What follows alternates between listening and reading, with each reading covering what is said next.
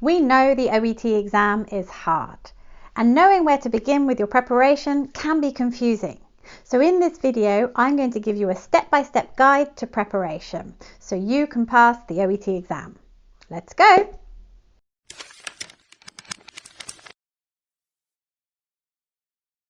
Hello, I'm Jo from Specialist Language Courses.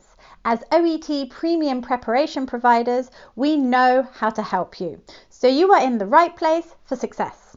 Are you ready? Let's go! So how should you prepare for the OET?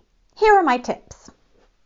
Learn about the format of the exam for all 4 papers. Learn the skills and strategies and practice using them. Do timed practice once you are confident with the strategies.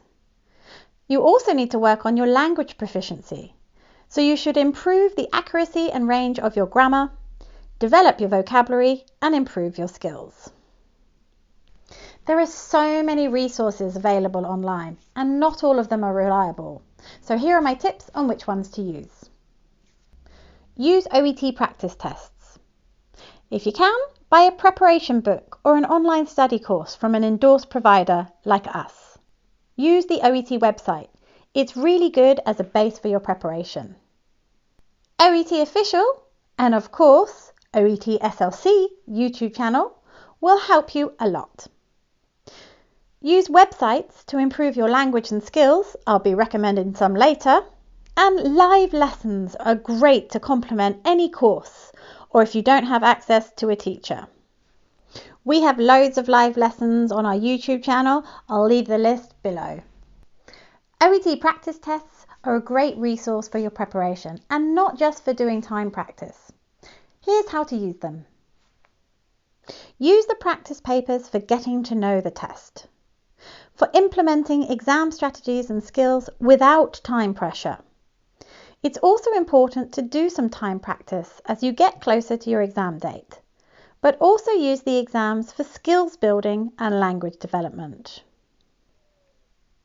That last point I just made is often overlooked by students, and it's such an important part of your OET preparation.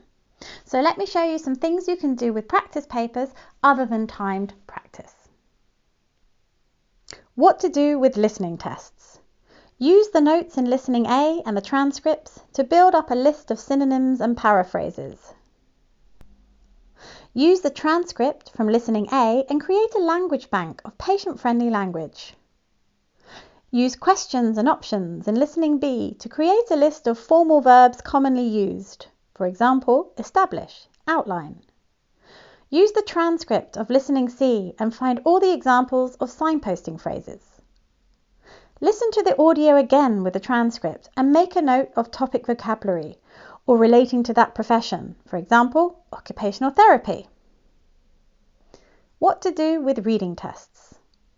Work with a study buddy and write 5 Reading A style questions for your partner to find the answer to.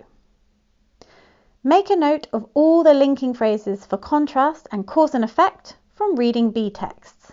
Notice how they are used and write example sentences.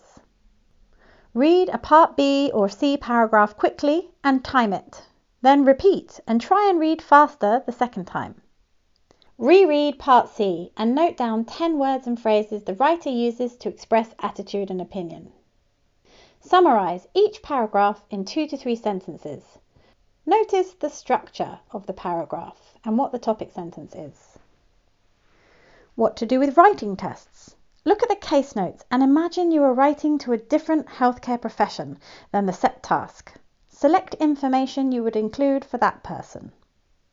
Look at the sample letter and make a paragraph plan based on the information presented in each paragraph. Look at the case notes and then give a verbal handover to your study buddy. Summarize the main points in 1 to 2 minutes. Look at a sample letter and underline all the time expressions used.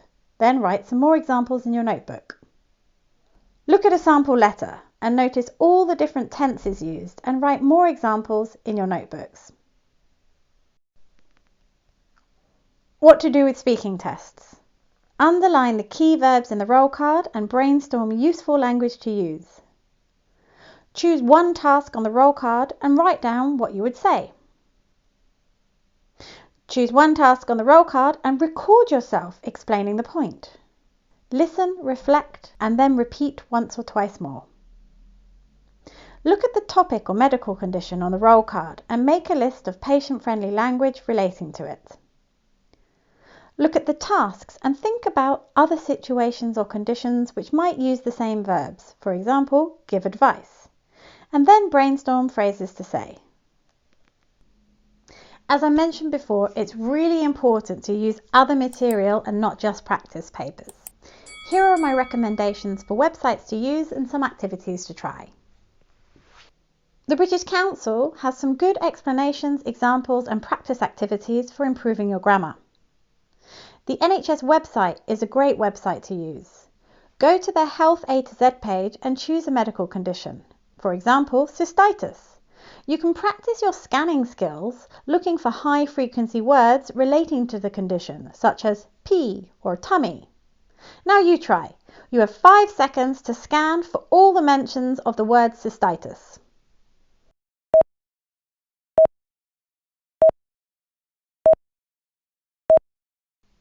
And here they are. Or you can use the information provided to practice giving advice, like you might do in an OET roleplay. Here's an example for cystitis. Let me explain some things you can do at home to help.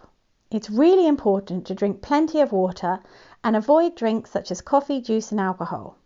You can take paracetamol for the pain, or a hot water bottle might help.